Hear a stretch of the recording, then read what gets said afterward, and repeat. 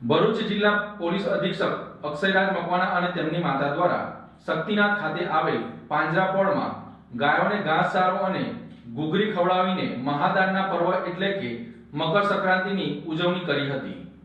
14મી જાન્યુઆરીના રોજ સૂર્ય મકર રાશિમાં પ્રવેશ કરે છે, જેને મકર સંક્રાંતિ અથવા ઉત્તરાયણ તરીકે ઉજવવામાં આવે છે। ઉત્તરાયણના આ પર્વ યુવા અને બાળકો વહેલી સવારથી જ પોતાના ધાબા ઉપર ચડી પતંગ ચગાવવાની મજા માણતા નજરે પડ્યા હતા। ભરૂચ જિલ્લામાં સવારથી જ ઉત્તરાયણનો માહોલ જામ્યો હતો અને બપોર બાદ પતંગ રસિયાઓનો ઉત્સાહ યથાવત રહ્યો હતો। મકર સંક્રાંતિના પવિત્ર દિવસે ગૌ માતાનું પૂજન અર્ચન કરવાની પણ પરંપરા મુજબ ભરૂચ પાંજરાપોળ ખાતે શ્રદ્ધાળુઓએ ગાય માતાની પૂજા કરી તેમને ઘાસચારો અને ઘૂઘરી અર્પણ કરી હતી। આ પ્રસંગે પાંજરાપોળના ટ્રસ્ટ દ્વારા સુંદર વ્યવસ્થા કરવામાં આવી હતી। ભરૂચ જિલ્લા પોલીસ અધિક્ષક અક્ષયરાજ મકવાણાએ પણ પોતાના માતૃશ્રીની સાથે પાંજરાપોળની મુલાકાત લઈ ગાય માતાનું પૂજન કરી ઘાસ ખવડાવ્યું હતું। ઉત્તરાયણ પર્વ નિમિત્તે શહેર સહિતના સમગ્ર જિલ્લામાં ઊંધિયું અને જલેબીની પણ વિશેષ ટ્રેન્ડ જોવા મળ્યો હતો। અગાસીઓ પર ચઢેલા પતંગ રસિયાઓ વચ્ચે આકાશી યુદ્ધ પણ જોવા મળ્યું હતું।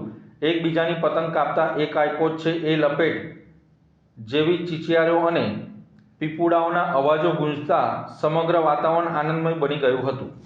તારીખ 14મી જાન્યુઆરી એટલે ઉત્તરાયણ અને મકર સંક્રાંતિનો તહેવાર। ઉત્તરાયણ એટલે તે દિવસે સૂર્ય ભગવાન ઉત્તર દિશામાં પ્રયાણ કરે છે અને એવી શાસ્ત્રોક્ત માન્યતા છે કે ઉત્તર દિશામાં જ્યારે સૂર્યદેવ પ્રયાણ કરે તો તે દિવસે કરવામાં આવેલું દાન અનેક ગણું પુણ્ય પ્રાપ્ત થાય છે। આજે સૌથી મહત્વની વાત એવી પણ છે કે આજે શક્તિલા એકાદશી પણ છે અને એકાદશી અને ઉત્તરાયણનો શુભક સમન્વય આજરોજ થયો છે, તો આજે જે દાન કરવામાં આવે તો અનેક ગણું પુણ્ય પ્રાપ્ત થાય છે।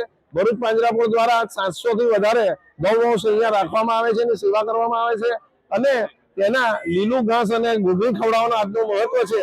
તે મુજબ અહીંયા પેવર બ્લોક અને સ્ટેન્ડ વગેરે બનાવેલા છે કે જેથી કરીને તમે લીલું ઘાસ કે અન્ય કોઈ ઘૂઘરી ખવડાવો તો તેવા સંજોગોમાં તેનો વેસ્ટેજ ન થાય ને જે દાનવીનું દાન હોય એનો 100% સદુપયોગ થાય એવી વ્યવસ્થા અમે ગોઠવી છે। આજે આખો દિવસ ભરૂચ પાંજરાપોળ ખુલ્લું છે, સૌને પધારવા જાહેર આમંત્રણ છે।